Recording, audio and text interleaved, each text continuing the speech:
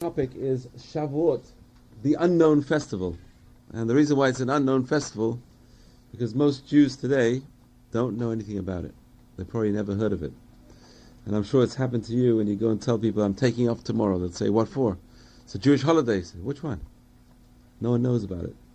On most calendars, it doesn't exist on most calendars. What does Shavuot mean? Shavuot means weeks. Why weeks? Because there are 7 weeks between Passover, Pesach, and Shavuot. And every day between Pesach and Shavuot, we count the days. It's called Sefirat HaOmer, counting of the Omer.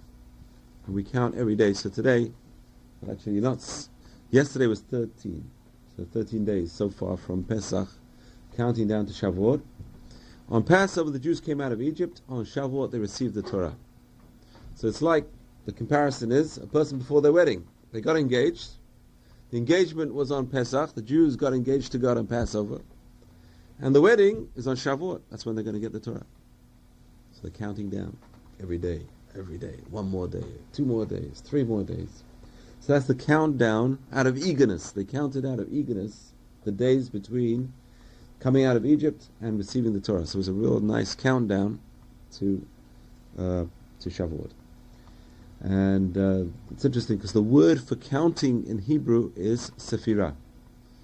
And the word Sephirah, the root of the word Sephirah is the same word as one of the precious stones in the Kohen Gadol's Choshen.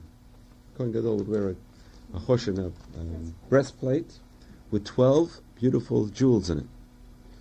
And each jewel was representing one of the tribes. I had the name of the tribe on it. And one of the jewels was a sapir, Even sapir. And so Sephirah comes from this word sapir, which is a precious stone, to tell us that every day is a precious stone. Sefirat HaOmer means we count our days. Every day is a precious stone in our lives. It says by Abraham, it says when he died, it says Abraham Avinu was old, ba b'yamim. He was come in days. So the commentary Rashi tells us every single day of his was counted. Because every single day made sure it would count. Every single day had a purpose. Every single day had a value. Unfortunately today, one of the pastimes is killing time. And the Jews don't believe in killing time because every second of time is precious. We have to make every second count. So that's the countdown to Shavuot. So there is a linkage between Pesach and Shavuot, and the linkage is shown by counting the days between them. Now it's interesting also, the Torah does not give us a date for Shavuot. Every festival in the Torah tells you what date it is. Shavuot just says 50 days from coming out of Egypt. So the Torah itself is the linking, the giving of the Torah to coming out of Egypt. It's not giving you a specific date for Shavuot. It tells you, you know what, it's 50 days after they came out of Egypt. So as we have to count from the Egypt, the countdown starts to build up to Shavuot. So the question is why? What is the connection between coming out of Egypt and Shavuot? And the answer is freedom by itself is worthless. You know, when I was in England, as a kid, it was a Jewish elementary school, and we had a headmistress, and she was a very tough old lady. Oh, she was a tough cookie. And she would say, you know, it was in the permissive 60s, and everyone was wanting freedom for the people, freedom for the masses. And she said, freedom! Freedom from what? And freedom for what? I remember that. I was a little kid. She was ranting and raving about freedom from what and freedom for what. And that's a question we have to ask ourselves. Freedom from what? Okay, there's a dictator. Freedom from the dictator. For what though? What are we going to do with our freedom? And that's the question we have to ask ourselves on Passover. We're free. To do what? What are we going to use the freedom for? You know, for thousands of years, Jews have been fighting for religious freedom. Why? We want to practice our religion. When we get religious freedom, we want freedom from religion. Who is looking for freedom? So freedom from what and freedom for what? So there's a linkage over here. We come out of Egypt, we get freedom. But freedom by itself, what are you going to do with it? We can just waste it. A person can use it to do all sorts of things. But we want freedom in order to build up to getting the Torah. That's what we want freedom for. We want the freedom to serve God. That's our freedom. That's the main freedom. That's why there's a linkage, the big linkage between Passover freedom and getting the Torah.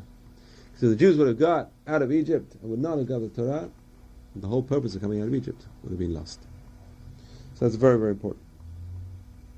Now, it's interesting, what's interesting about Shavuot is it's called a festival of weeks. And weeks, every week we count down to Shabbat. Every day is, in Hebrew there are no names for the days of the week.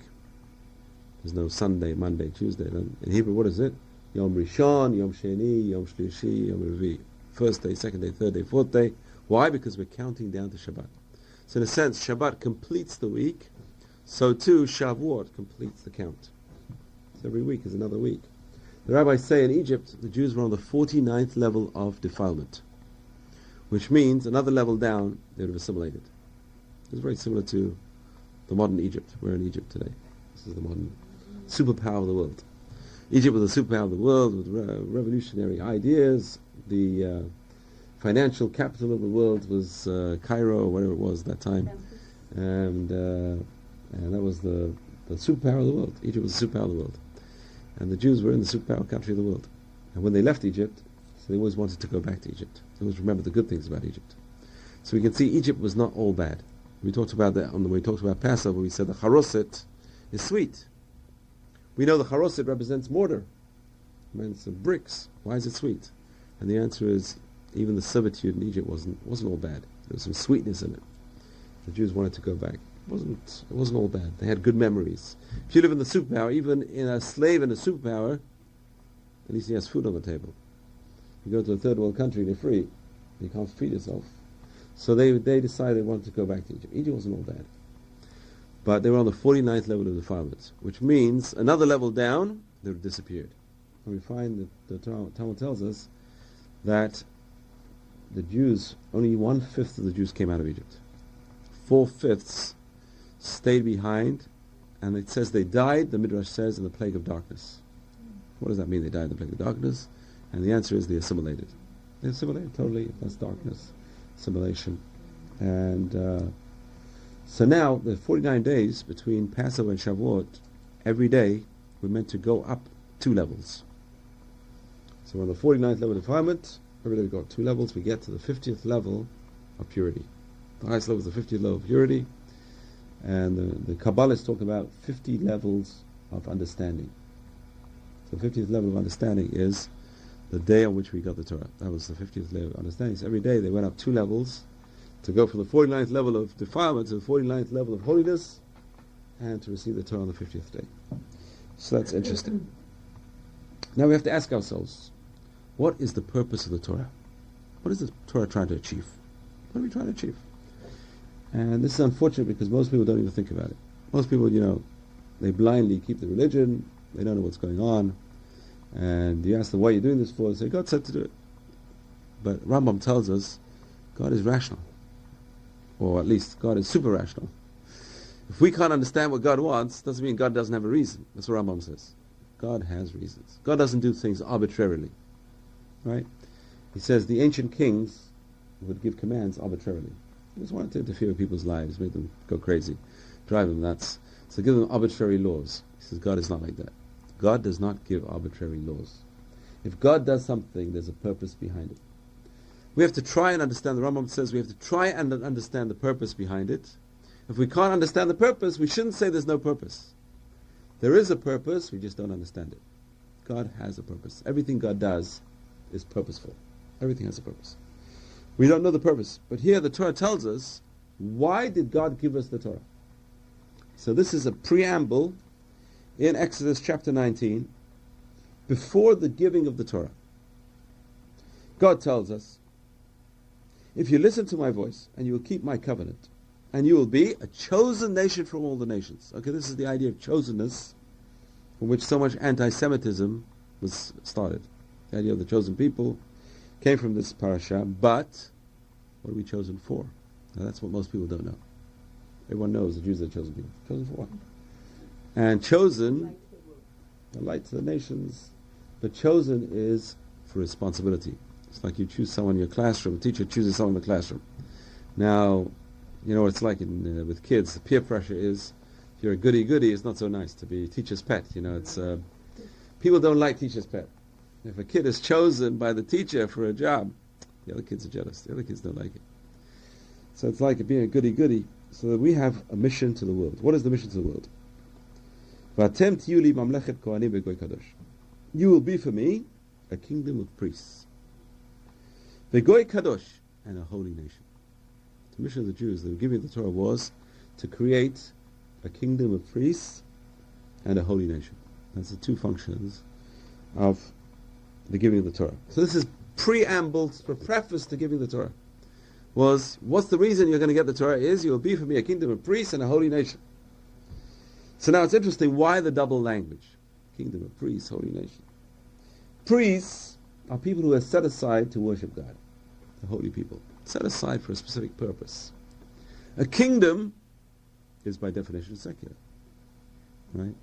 Today in America we have separation, church and state. Priesthood is church. Mamlechet is a kingdom. It's secular. So what is God telling us over here? A kingdom of priests. Two separate things. And it's interesting. Goy kadosh. A goy means a nation. We are a nation, a goy. Kadosh means a holy nation. Goy is the secular term for nation. Kadosh is a holy term. Why is God mixing these two terms? There's two separate things. And this is a very important concept, is that Judaism does not believe in the sundering of the body and the soul. We don't believe that two things should be split. There's the body and the soul, but they go hand in hand. There's a beautiful parable. It says, the Gemara tells us, it says, there was a blind man and a lame man. Heard the story? There's a blind man and a lame man. And the lame man sees there's a beautiful orchard of trees. So he tells the blind man, he says, hey, he says, put me on your back and we'll go together. You carry me on your back, because he can walk, he's lame. So you put me on your back, I'll be your eyes, we'll go together and we'll go and take some trees from the orchard. We'll go and take some fruits from the orchard. So they take some fruits, come out, he puts the blind man down, and the owner of the orchard comes, catches them with a whole bag of fruits.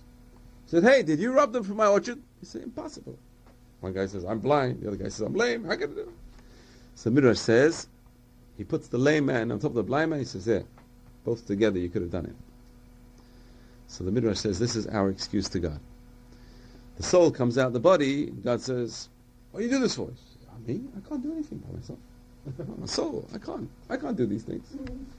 And the body says, I'm dead. I can't do anything. So God puts the soul back in the body. He says, both together you could do it.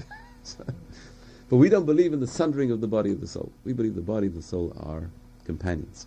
The body and soul go together. The Rambam says, we believe in a healthy soul in a healthy body. A lot of people work on their soul. They forget about their body. A lot of people work on their body. They forget about their soul. We have to work on both. That's the hard part. It's very easy to do one or the other. We have to do both. We have to work on the body and the soul. And it's interesting. So right before the Ten Commandments, God tells us we have to connect the two. You have to be a nation, and you've got to be a nation of priests. You have to be a nation, and you've got to be a holy nation. These things go hand in hand. They're not separated. They're not diverse. And you cannot be considered a spiritual people if society is unjust. It's got to be a just society. One of the major principles of Judaism is tzedek tirdaf. Run after righteousness. It's got to be a society of righteousness, a society of justice. And a person cannot be considered successful in the material world unless a person has a spiritual dimension. So just all body and no soul, that's not success. In the Jewish standard, that's not success. It's got to be success on both sides. So a person's got to be a goy and kadosh. A person has to be a nation and a holy nation. So we have to take care of the material things of life, but we have to make them spiritual. Envelop the material and the spiritual together. There's a connection between the material and the spiritual. We need both. About 100 years ago in Europe, there was a tremendous split. And this is the Jewish world of Europe. The year was burning the ground from under the feet of the Jews in Europe. Everything was going wrong. Pogroms and this and that and the other. The secular leadership told the Jews, let's go to Israel. The religious leadership said, let's stay here. This is Europe 100 years ago. Secular leadership said, secular Zionism took off, let's go to Israel. The religious leadership said, don't go anywhere. Stay here and just be good Jews. That's all. You can be good Jews anywhere in the world. And the material leadership of the Jewish people wanted to save the physical body of the Jews. The spiritual leadership wanted to save the spiritual side of the Jews. But you know what? Both failed, in a certain sense. You can save the body of the Jews, but what about the soul? Save the soul, what about the body? You can't have one without the other. People don't realize that. You have to have both. We have to have both. And we see the legacy of this battle going on today in Israel. The body, the secular, it's religious. So religious won't fight in the army because they only believe in the soul. The secular will fight in the army, but they won't go to learn to Torah. They only believe in the body. The truth is, we have to have a synthesis of the body and the soul. And this is very, very important. And both sides miss the point of Judaism. Judaism is not just soul. What they miss is a very important facet. Moses was, who is he? He was, number one, a prophet. Okay? Very spiritual. Number two, Rabbeinu, Moshe Rabbeinu. He was our rabbi. There's no rabbi like Moshe. He was the greatest rabbi. It says, when Moshe ad Moshe lo kam ke Moshe. From Moses to Moses, there was no one like Moses. Which Moses are we talking about? We're talking about Moses Maimonides, Moshe the Rambam. So from Moses to Moses, that's what they said when Rambam was alive. But Moses was the rabbi. So he's a prophet, he's a rabbi. What else? He could do the service in the temple. He was the only one who was a non-priest who could do the service in the temple. He was a priest. And then this is what people don't realize. Moses, the Rambam says, was the first king of the Jews. So not only was he a religious leader of the Jews, he was the king. He was the secular leader. Not only was he a secular leader, he was the commander-in-chief of the army. So now, you take the religious Jews today in Israel, they can't see a rabbi in the role of the head of the army. No way. A rabbi is the head of the army. He's a general. How can it be? The secular leadership cannot see a secular Jew being a prophet. These two things are intertwined. If we're viewing these two things as two separate things, our Judaism is split. We're not a goy kadosh. We're a nation which is holy. We're just kadosh, or we're a nation. We have to be a goy kadosh. We have to mesh the two values. What? The secular Jews can see being a prophet or themselves being prophets. Secular Jew can't envision themselves being prophets. Religious Jew can't envision himself being a general of the army. But Moses was all. He was everything. He was an all-rounder, what I call an all-rounder. Why can't we Jews be all-rounders? Why can't we be good at everything? And then we see all the classic, especially amongst the Sephardim, the classic Jew of the Spanish era was an all-rounder. He was learned in the Torah, learned in philosophy, learned in science, a doctor, everything. All-rounder. That's very, very important. And that's a holy nation. That's what I'm saying. That's what I'm saying. That's exactly what I'm saying. That's exactly the point. That's exactly the point. They're worried about the soul, but not the body. Some worry about the body and not the soul. Some worry about the soul, not the body. There's a synthesis of it. One cannot exist without the other. That's very, very important. That's the legacy of what's going on today. So can you give me what you So we have to be a goy kadosh, a holy nation. So like Moses. Moses was a synthesis of everything. Okay. Now Shavuot is the time on which we receive the Torah. And it's called in our prayers, we say, Zman Matan Toratenu. It's the time of receiving the Torah. Okay. I come to your house and I give you a bottle of wine. And you receive a bottle of wine. It's the time of the giving of the Torah. It's not called the time of receiving the Torah. It's called the time of giving of the Torah. Hey, 1 second. What's more important, giving something or taking something? You can't give something if the other person's not going to receive it. I can give you something, you can take it and throw it out. So what's more important, the giving of the Torah or the receiving of the Torah? And the answer is the receiving of the Torah is much more important. Why? Because if someone doesn't appreciate what they got, they didn't really receive it. If a person receives the Torah but they don't use it, they didn't really receive it. They got a gift. How do people get books? They just put it on the shelf and they don't read it. So in a sense, they got it, but they didn't really receive it. Right? Or a person can, in Talmudic jargon we say, when there's an argument between rabbis, and one rabbi gives his philosophy. It's about a nice argument, it's not a regular argument. Talking about, I'm saying give my proof, you give your proof. I give you my proof, you give me your proof. It goes backwards and forwards. And then eventually one guy gets stumped. right? Because the proof is a strong proof. So sometimes the guy won't admit he's stumped. So did you hear what I said? I said, I heard what you said. Did you hear what I said? I heard what you said. I didn't accept it. I heard what you said. I heard what you said. Did you hear what I said? I heard what you said. Did I accept what I said? I didn't accept it. I heard what you said. You can hear the Torah, but you don't have to accept it. So there's the giving of the Torah, but there's an accepting of the Torah. And that's very, very important. So it's a time of the giving of the Torah. But you have to go and buy it. You have to go and acquire it. You have to go and get it. And similarly, if you want to receive the Torah, number one, you have to be in the right place. To receive the Torah, you've got to be in the right place. What is the right place? Right here. That's the right place. Right now, we're receiving the Torah. Any class in Torah is receiving the Torah. You receive the Torah. Learning the Torah, that's receiving the Torah. So the right place is what's called the Beit HaMidrash, the house of learning, where the Jews spend their nights, spend their days in the house of learning. Number two, you have to pay. What do you have to pay? You have toil, effort. Like any other kind of learning, there is toil involved. There is an effort involved. And number three, you have to accept it by putting it into one's heart. So the Torah is on the bookshelf. That's one thing. Today you have the whole Torah on one CD. I got a CD with 400 books on it. It's got everything. I mean, everything you can imagine. It's amazing today what you can put in one CD. I wish that CD was in my head. I had that CD in my head. It's on the CD, but it's got to be in here. It's not going to be in the CD. It's got to be in the head. That's the idea. So it's got to be in one's person's heart.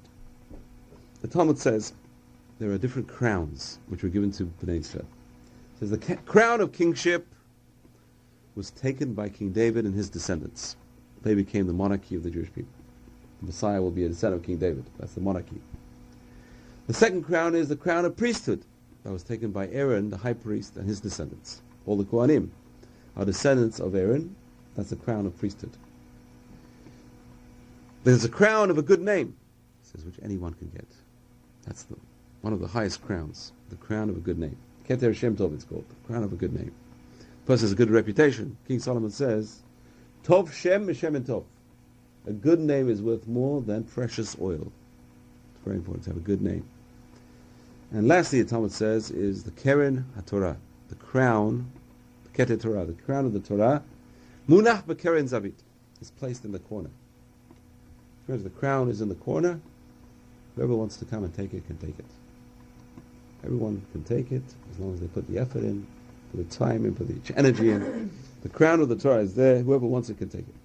So a person wants to study can take the Torah, they can receive the Torah. So the Torah was given, but was it accepted? And it's interesting because there are two festivals where there's no date in the Torah about when the festivals fall. We said Shavuot, there's no date. And the second one is Rosh Hashanah. Rosh Hashanah is the beginning of the year, but it's interesting, the Torah does not give a date. It says, it doesn't tell you exactly the date. So it's interesting. So why these two, it doesn't say it's the Day of Judgment. Nowhere does it say Rosh Hashanah is the Day of Judgment. So why are these two things like sort of hidden in the Torah? So it says because Shavuot, it doesn't tell you the date of giving you the Torah. Why? Because every day a person should think the Torah was given. Every day we have to receive the Torah from anew, fresh. Every day we see a blessing on the Torah. Every day a person is going to appreciate the Torah. Every day a person is going to receive it. So every day a person wakes up and they're going to think, I'm receiving the Torah of you. And it's got to be new in a person's eyes. We find King David says, he prays to God, Shifti b'vet Hashem kol yamei chayai. This guy was a warrior king. King David was a warrior. And he was a shepherd. He was a man of all trades. He was also a big scholar. Eventually became a very big scholar. So he says, God, he says, I want to dwell in your house all my days of my life. And then he says something very strange. And I want to be a visitor in your camp. Okay, 1 second. He says, I want to dwell here. He wants to be a visitor. Make your mind up. You want to dwell here, you want to be a visitor. So commentaries say, it says, when a person dwells somewhere, they get so used to it, they don't appreciate it. So King David says, I don't want to make the mistake. I want to dwell here, but I want to be like a visitor. I want to be fixed here, but I want to receive the Torah like something fresh every day. So there's so many Jews today don't appreciate what they have. You get someone coming from the outside. How many converts are there who became Jewish, view it as something gift. It's so beautiful. And yet a Jew doesn't appreciate what he has. Why? Because he's dwelling in the house of God all the days of his life. But he's not a stranger. He's not a visitor in the house of God. We have to all be visitors every time we learn. And it's interesting because every year we finish the Torah on Simchat Torah. Then we start it again. So through a person's life, if they go through the Bible every year, you've been through it many years, every year you go through it again. Every year it's got to be like something new. Every year a person's got to find a different commentary. What I try and do is try and look at a different commentary every year. There's so many commentaries on the Torah. This way you get a different perspective, different insight. Every year you're building layers, another layer, another layer, another layer. So this way you get another insight. Always looking for new insights. There's got to be something new. So Shavuot, there's no date. Why is there no date of Shavuot? Because every day should be Shavuot. Every day should be the date on getting the Torah. And the crown of the Torah is placed in the corner. Anyone who wants it can come and take it. It's there. Anyone who wants can come and take the Torah. The Ramchal was a very famous Sephardic rabbi from Italy who moved to Holland in the 17th century. His name was Rabbi Moshe Chaim Luzzatto. I heard of him, Luzzatto. And he wrote a book called The Path of the Just, one of the 60 books he wrote. He wrote the book in 8 days.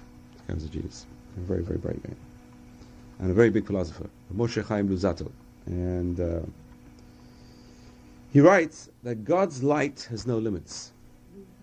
Luzzatto. L-U-Z-A-T-T-O. Luzzatto. He says that God's light has no limits. Because Hashem's light is everywhere. God is infinite. His light is everywhere. The limitation lies only in the recipient. Because the light is everywhere, but we limit the light because we don't let it in. Some people won't let the light in. God's light is, they're blinded up from the light. The windows are darkened and God's light cannot come in. So even though the Torah is given, we have to let the light in. And the example he gives is the example of the sun is shining. What happens? The person draws the blinds. No sun. The house is dark. The person's got to open the blinds for the light to come in. The Kotzker Rebbe, they asked him, where is Hashem? So his answer was, he's wherever you let him in. We have the ability to ignore Hashem. We have the ability to deny God. It's an amazing ability. That ability means God gave us the ability to deny Him. He gave us the ability to draw the blinds. It's a very, very important idea. The Kabbalists call it tzimtzum. There's different ways of understanding tzimtzum. Tzimtzum means God confined Himself. He withdrew. So the main idea of God withdrew from the world. He gave us free choice. He withdrew Himself from the world. But there are commentators who say, no, God didn't withdraw Himself from the world. He gave us the ability to withdraw ourselves from Him. That's tzimtzum. God is everywhere. We can hide ourselves from God. We can close our blinds so we don't get the light from God. So that's very, very important. That even though the Torah is given, we have to accept it. The Torah says, "Ubacharta b'chayim." It's a very, very important concept in Judaism is to choose life. You'll never find suicide bombers amongst Jews. Why? Because we believe that life is a priority. Life is a gift. We don't throw away life. And killing is not the answer. Killing is the last resort. So choose life, the Torah says. So Rashi says, I teach you to choose life. Like a person who says to his son, choose a goodly portion of my inheritance. Then places him next to the goodly portion. Imagine. Guy's a treasure, takes his child, puts him right next to the treasure and says, choose the treasure. So God gave us the Torah. He says, choose the treasure. So the goodly portion was given at Mount Sinai, and we have to take it. God says, choose life, choose it. It's called the tree of life. The Torah is called the tree of life. The name of the synagogue is Eitz Chaim. The tree of life, it says, was in the middle of the Garden of Eden, and the rabbis say that's the Torah. The Torah was the tree of life. This is the tree of life. It's the life, Chaim. Lives in the plural. Chai is life. People wear around their neck. The Chai. Chai is life. That's the singular. Chaim is lives. The Torah is a tree of lives, which means it gives life in this world and in the next world. And most people think the Torah is a big burden. The truth is the Torah gives a person such satisfaction. A person does it properly. Like any system. It can be abused, it can be done properly, it can be done half-heartedly. So it's a system which if it's done properly, it gives a person contentment in this world. It gives a person contentment in this world, which is what we're all striving for. We don't know what we're striving for. We think we're striving for pleasure. The truth is, the main thing is contentment. Pleasure does not give a person contentment. Pleasure usually just whets the appetite for more. The person wants to get to the next high and the next high and the next high. Until the person runs out of highs. What really we're trying to get is contentment. The Torah can give a person contentment. Just by making him understand the principle of not looking for pleasure but looking for contentment. How to be content. And number two is, the Torah gives us life in the next world as well. So this world, the next world, it's a plural. It's a tree of life, it's not a tree of life. So it's very, very important. There are 4 stages, the Ramchal says. There are 4 stages in terms of accepting God's light. So first stage. And this is the level of Abraham Avinu. Abraham was the highest level. He could accept God's light without the Torah.